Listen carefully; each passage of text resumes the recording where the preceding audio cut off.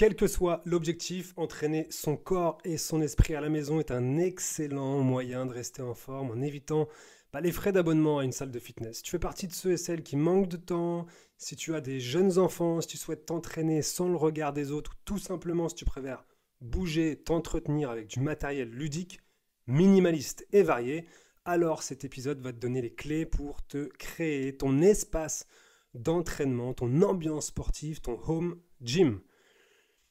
Salut et bienvenue à toi dans Papa Fit Circle Podcast. Le 6e épisode déjà, ça passe vite. J'espère que tu as la forme, j'espère que tu as passé une belle semaine. Cette semaine, en fait, j'avais envie de te donner des tips pour te créer en fait ton propre espace d'entraînement. C'est selon moi une des clés, clairement, pour préparer l'environnement. Pour moi, c'est une clé fondamentale pour atteindre son objectif de perte de poids et de transformation physique. Désolé si je parle du nez, tu vois bien que je suis un peu enrhumé. Vraiment, encore une fois, la discipline est plus importante que la motivation. Si ton espace d'entraînement est configuré de façon simple, que c'est une évidence de faire du sport, ce sera beaucoup plus simple, tu auras moins de résistance et tu sais, ce fameux temps de passage à l'action là, il va être complètement réduit parce que tu n'auras rien à préparer entre guillemets, du moins tu vas faciliter l'effort et ce sera nettement plus bénéfique pour ton entraînement, pour ta transformation physique. Donc ce qu'il faut savoir dans un premier temps, c'est qu'on peut toujours s'adapter quant à son lieu d'entraînement. Tu vois, parmi les hommes que j'accompagne actuellement, il y en a qui sont en déplacement professionnel à l'étranger, d'autres qui ont leur propre zone d'entraînement, qu'elles soient d'ailleurs petites ou grandes. Certains ont des salles dédiées vraiment à l'entraînement, d'autres c'est juste dans leur chambre avec un petit espace, ça peut être dans le salon. Bref, tu vois, il y a plusieurs... peu importe, c'est l'intention en fait qui compte, comme toujours, et savoir pourquoi, encore une fois, tu fais les choses. Donc en tant que coach sportif, j'intervenais beaucoup à domicile auparavant et je me suis sans cesse adapté au lieu dont disposait finalement mon élève afin de créer un espace pour bouger, un espace adapté aux différents mouvements de la séance. Et finalement, tu vois, j'ai appris à contourner bien des contraintes et c'est ni la petite taille de mon appartement quand j'habitais dans les Yvelines, ni les siestes de mes enfants qui m'empêchaient de m'entraîner personnellement, tu vois. Pourquoi? Évidemment parce que je suis passionné par le mouvement, mais aussi parce que j'ai moi-même mon espace d'entraînement toujours prêt à être finalement déployé. Et surtout, je sais pourquoi, encore une fois, je m'entraîne. J'en parle souvent, mais la définition du pourquoi, ta définition à toi, c'est la base et c'est ce sur quoi tu dois te concentrer, clairement. Si tu es un père de famille et que tu veux des résultats rapides et durables quant à ta perte de poids et ta transformation physique, tu dois, selon moi, t'entraîner à la maison. Tu vas gagner un temps monstre, tu peux créer vraiment des séances intensives. Il vaut mieux faire encore une fois court mais intense plutôt que euh, pas beaucoup d'intensité à attendre encore une fois les machines qui se libèrent parce que t'en as qui parlent et qui font des séries de 10 avec 1 minute 30, 2 minutes de récup. Euh, à la salle, c'est selon moi une perte de temps parce que à la salle, tu vas encore une fois perdre du temps sur le trajet, sur place, tu vas revenir. Alors encore une fois, ça peut être intéressant si vraiment c'est très compliqué pour toi de faire ça à la maison. Mais moi, ce que je propose aujourd'hui, c'est clairement bah, une méthode qui est clairement bah, éprouvée et qui a des résultats vraiment spectaculaires. Encore une fois, dans un objectif de perte de poids durable. Et pour ça, on fait appel, comme tu le sais, à la nutrition, à l'entraînement. Et cet entraînement-là, donc ça va être l'entraînement métabolique. On en a parlé dans un précédent épisode. Et cet entraînement métabolique, pardon, excuse-moi, ça va être vraiment en fait, des séances intenses, mais courtes, plutôt en full body. Avant de te donner tous les tips, sache que si tu as comme objectif de perte de poids, une perte de poids, une perte de graisse, si tu as envie d'éliminer ta graisse justement au niveau du ventre, si tu te sens pas bien en te regardant dans le miroir, ce qui est tout à fait possible, si tu veux améliorer ta santé, tu as des soucis parce que ton médecin te dit qu'il faut vraiment faire quelque chose. Je propose des appels bilan gratuits et c'est vraiment ces appels-là euh, qui vont en fait te donner les clés. D'abord, on va discuter des problématiques que tu rencontres actuellement. Je te donne mes conseils clés, je te donne souvent même le plan exact que je donne à mes élèves, et si ça t'intéresse, et si je vois surtout que tu es motivé, on peut travailler ensemble, évidemment, parce que le fait d'être accompagné, ça change clairement la donne. Si tu es intéressé, tu pourras retrouver les liens pour prendre rendez-vous dans le descriptif de cet épisode. Alors, on va voir dans un premier temps les avantages du sport à la maison pour que tu sois pleinement convaincu. Peut-être que là, tu es en train de te dire, ouais, mais à la maison, ça va être trop compliqué, j'arrive pas à me motiver tout seul, j'ai pas la place, il y a peut-être les enfants qui sont là. Euh, Tu peux te trouver plein d'excuses. Il y en a plein, c'est facile. On trouve souvent beaucoup plus d'excuses que de moyens de se motiver. Voilà les avantages du domicile, du sport à domicile, du sport à la maison. Dans un premier temps, tu l'as compris, tu vas gagner du temps. Plus besoin de quitter ton domicile, tu peux te mettre en tenue directement et débuter ton échauffement. L'énergie pour te mettre en mouvement, elle arrive beaucoup plus rapidement. Et finalement, ça va te permettre de gagner du temps, un temps précieux. Tu vas gagner, comparé à un entraînement à la salle. Encore une fois, ça va être l'entraînement fait de façon intelligente. Et puis après, évidemment, le trajet, est-ce que la comparaison, encore une fois, hein, si ta salle elle est loin, si après sur place il faut que tu attendes et autres, moi je te dis, tu peux faire vraiment nettement mieux chez toi. Des séances intenses, courtes. Et si tu n'as pas beaucoup de temps, c'est clairement ce que tu dois faire.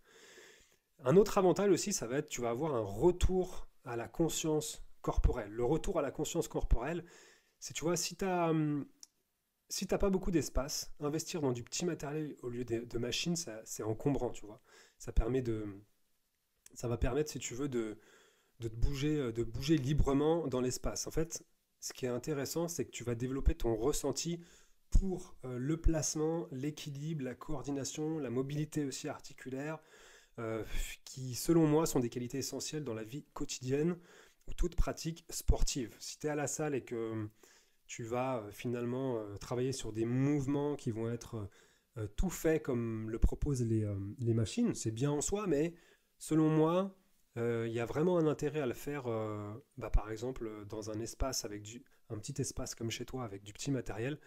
Tu vas retrouver des bonnes sensations au sol, ce qu'on appelle aussi la proprioception, qui est, selon moi, encore une fois, super important. Et d'ailleurs, je t'encourage à t'entraîner pieds nus chez toi et non pas en chaussures ou en basket, parce que c'est là aussi où tu vas développer beaucoup plus ton équilibre, ton grip au sol, et tu vas te connecter vraiment au sol. C'est une notion super importante. Troisième avantage, c'est que oui, ton entraînement, tu peux le faire vraiment à tout moment. Fini les contraintes horaires d'une salle. Avant, moi, je m'entraînais dans une salle associative quand j'habitais Marly-le-Roi. C'était super, hein. C'est vraiment une salle où j'ai appris énormément de choses. Merci encore une fois à ceux qui m'ont appris tous les mouvements fondamentaux. Mais tu vois, cette salle-là, elle était ouverte avec des créneaux, des petits créneaux. Maintenant, il y a les salles low cost, donc je sais bien que c'est pas la même chose. Mais le fait de s'entraîner à la maison, tu peux adapter tes séances à ton emploi du temps, encore une fois, tout en instaurant une régularité pour des résultats clairement durables. Tu auras moins de résistance, encore une fois. Tu vas aussi faire des économies puisque tu n'auras pas d'abonnement à payer, seulement un petit investissement dans le matériel qui te servira pendant plusieurs années. Maintenant que tu connais les avantages de s'entraîner chez toi à la maison, ça peut être aussi évidemment en extérieur, mais là je vais parler vraiment de chez toi, je vais te donner les étapes pour bien débuter. Le premier, ça va être de trouver ton espace. Le deuxième, ça va être de choisir le bon matos. Le troisième, c'est vraiment les clés de motivation. Comment se motiver pour finalement arriver à évidemment s'entraîner. Et puis surtout, comment optimiser son entraînement pour, encore une fois, réduire ce temps d'activation, ce temps de résistance. Okay, donc la première étape, c'est de trouver ton espace. Franchement, tu peux opter pour un espace petit, un minimum de 6 mètres carrés pour t'entraîner confortablement, tu vois. 6 mètres carrés, c'est bien. Si tu as cette place-là, c'est top. Si tu as 4-5, pour tout ce qui est déplacement latéraux et tu vois, multidimensionnel, ça va être un peu plus compliqué. 6 mètres carrés, c'est vraiment l'idéal. Donc ce que je peux te conseiller, c'est de choisir un sol vraiment adapté. Utilise un grand tapis. Encore une fois, tu vois, c'est bien de prendre un grand tapis euh, avec une certaine épaisseur. Moi, j'aime pas prendre les tapis, les tapis trop fins, type premier prix chez Decathlon, qui sont vraiment trop fins et qui peuvent faire mal aux genoux au fur et à mesure. Donc vraiment, prends un minimum d'épaisseur avec un minimum de densité dans ton tapis. Assure-toi aussi, dans la pièce dans laquelle tu es, d'une hauteur de plafond propice, par exemple, au saut à la corde ou au développé, tu vois, si tu as des haltères, au développé vraiment, où tu vas mettre les haltères vraiment au-dessus de ta tête, bras tendus, tu vois. Ça, c'est vraiment, selon moi, quelque chose d'important. Même quand tu vas sauter, tu vois, tu vas faire du cardio, que ce soit pas trop petit. Si tu veux faire ça chez toi, à la cave, vérifie ce point-là. Après, tu sélectionnes une pièce bien ventilée avec éventuellement une fenêtre. C'est vraiment l'idéal parce que en général, dans les entraînements que je propose dans ma méthode, les entraînements métaboliques, comme son nom l'indique, on travaille vraiment le métabolisme et tu chauffes rapidement et tu n'as qu'une envie après, c'est d'ouvrir une fenêtre. Moi, quand je m'entraîne là, que ce soit l'hiver ou l'été, je mets à chaque fois, enfin, j'ouvre la fenêtre parce que j'ai trop chaud, quoi. Évidemment, ça commence en plus à sentir le bouc là-dedans, quoi. Donc ensuite, tu vas aménager un espace de rangement si la salle, on va dire, est à double usage.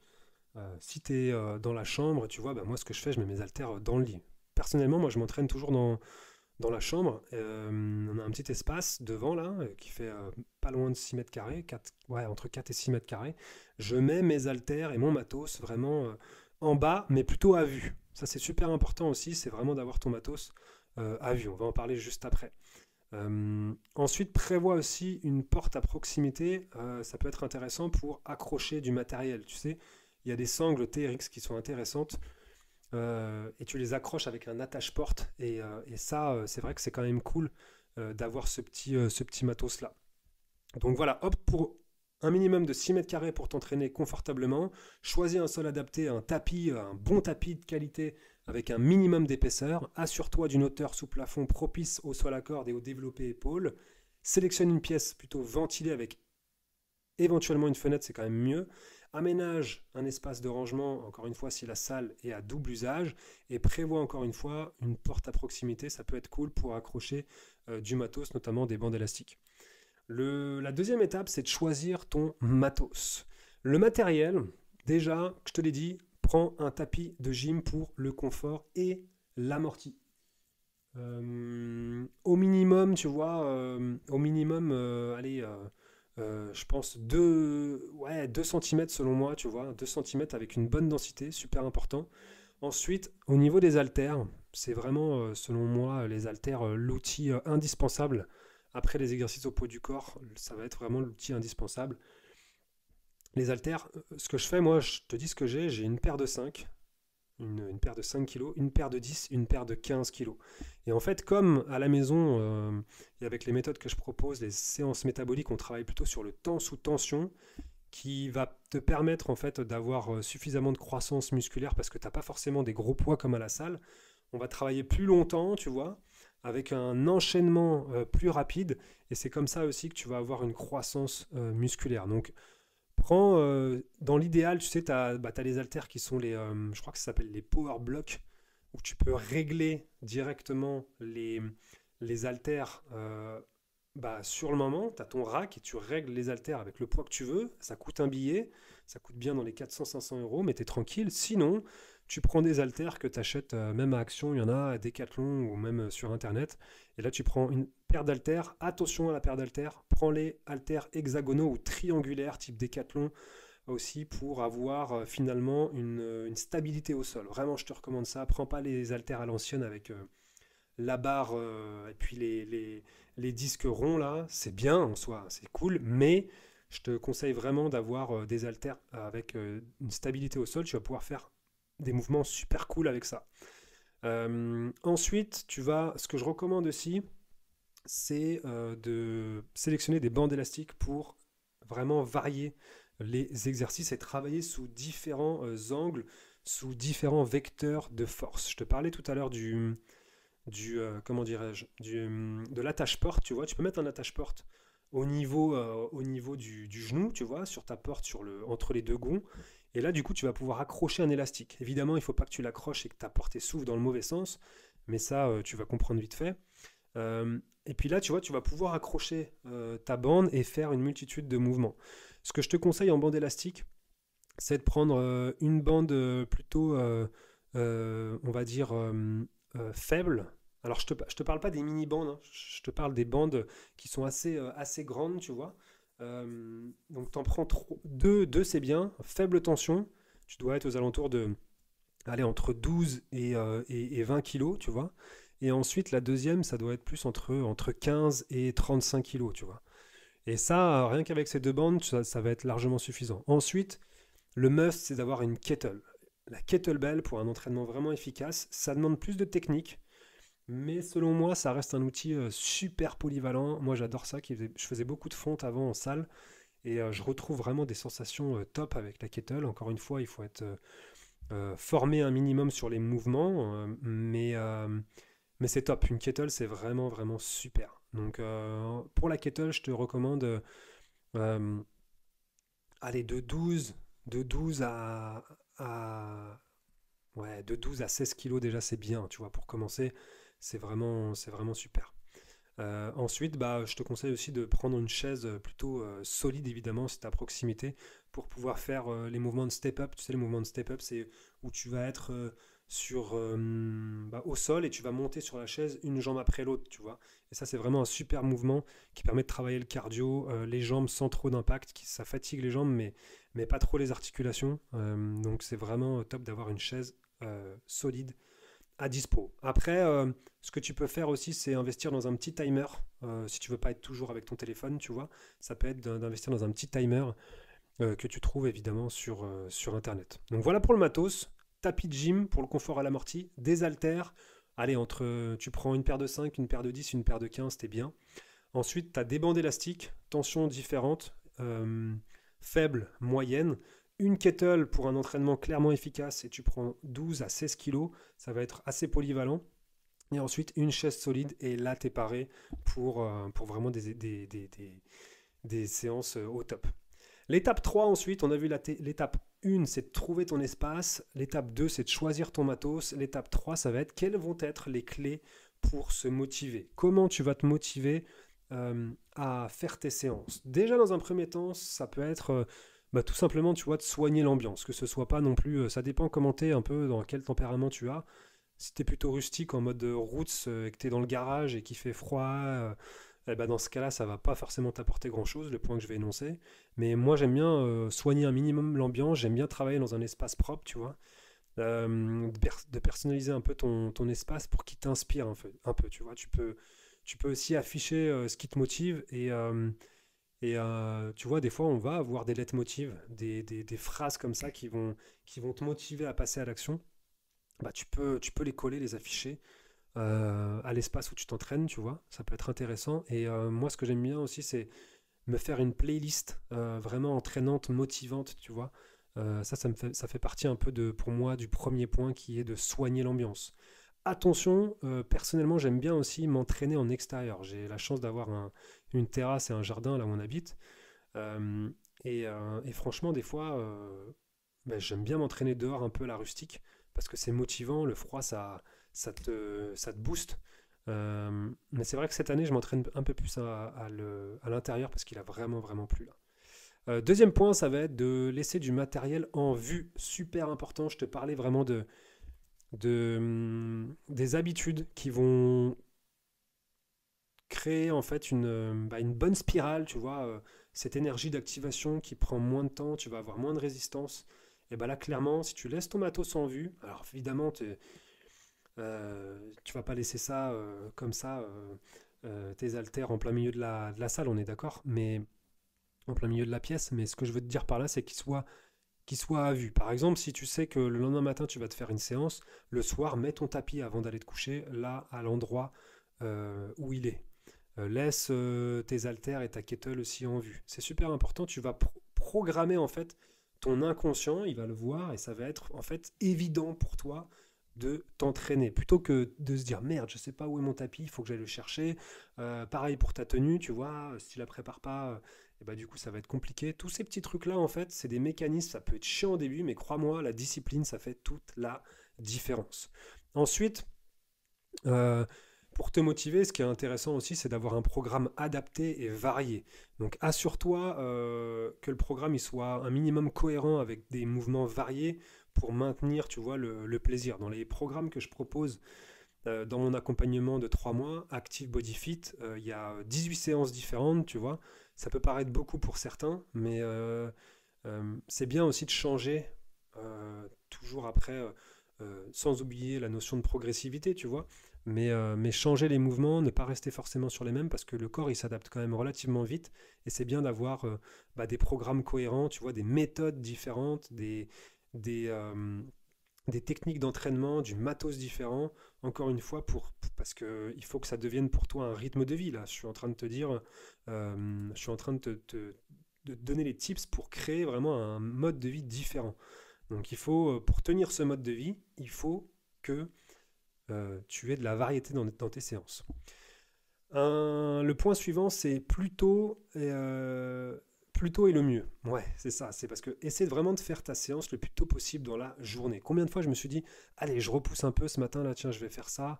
Et puis finalement, je me fais avoir par le temps. Ah si, non, faut faire ci, faut faire ça, j'avais oublié, machin. En fait, plus tu retardes ta séance dans la journée, moins tu as de probabilité de la faire. Et puis ça peut être stressant après parce que si tu es père de famille, ça va être compliqué après, il y a les enfants et ainsi de suite. Si tu peux le faire le matin, c'est vraiment bien avant d'aller au boulot. Si tu fais pas de télétravail.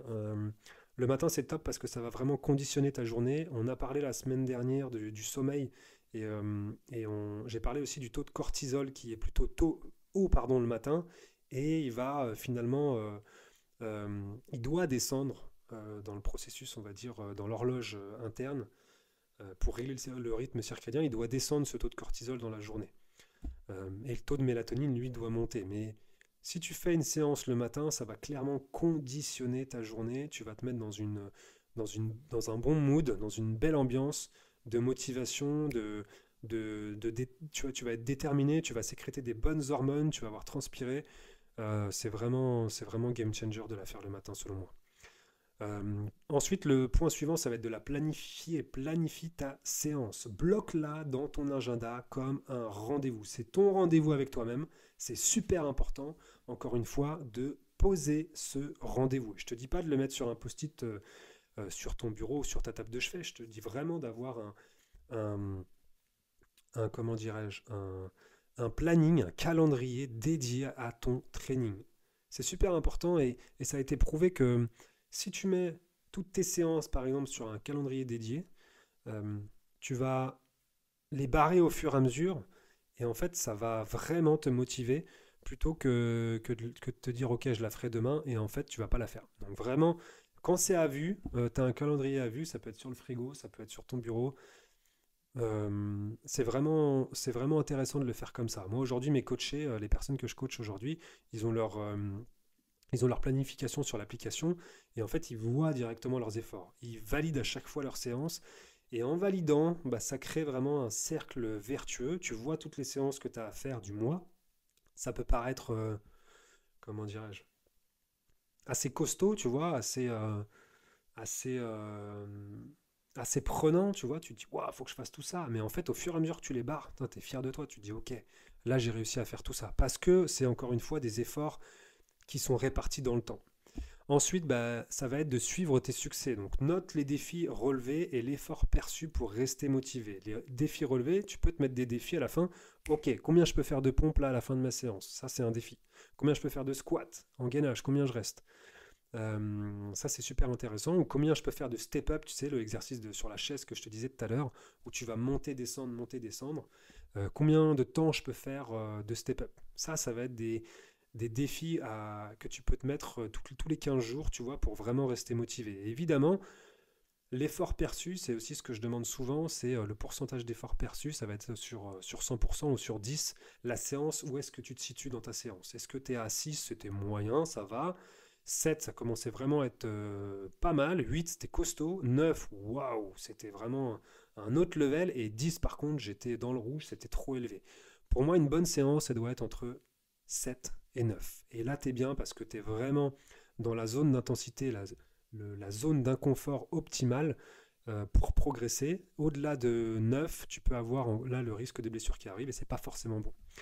Et dernier point, ça va être de te récompenser. Ouais, te récompenser. Après avoir respecté finalement ton planning, t'as barré vraiment tes trainings, bah offre-toi vraiment une bonne petite récompense, tu vois. Tu l'as bien mérité. C'est une façon de se remercier.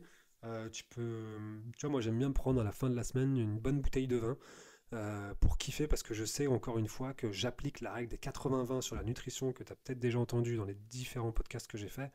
C'est 80% du temps tu manges, on va dire sainement, et 20% tu te fais plaisir. Et les récompenses, ça peut être soit de la bouffe, ça peut être soit s'acheter quelque chose, ou tu vois, te faire une soirée avec un pote ou autre, quelque chose qui te fait kiffer, quoi. Donc pour résumer cette étape 3 qui sont mes clés de motivation, ça va être de soigner l'ambiance, ok. Tu personnalises un peu ton espace, tu peux afficher des leitmotivs et une playlist entraînante. Deuxième point, ça va être de laisser le matériel en vue. Clairement, c'est une habitude game changer pour te conditionner vraiment l'inconscient à passer à l'action. Plus tôt, c'est le mieux. Plus tu fais ta séance tôt dans la journée, mieux c'est. Ensuite, ça va être de planifier cette fameuse séance. Bloque sur ton agenda ce créneau. Tu prends rendez-vous avec toi-même. Ensuite, ça va être de suivre tes succès, note les défis relevés et l'effort perçu pour rester motivé. Et ensuite, bah, récompense-toi, sois fier de toi, parce que tu le mérites, tu as fait un effort conséquent, tu l'as suivi, tu es responsable, tu as été dans l'engagement, et c'est comme ça qu'on a des résultats. Voilà, j'espère que cet épisode t'a plu sur comment créer son espace d'entraînement. Et je te souhaite, écoute, une excellente journée, une excellente soirée. Je te dis à la prochaine pour un épisode qui devrait te plaire également. Bye bye, salut.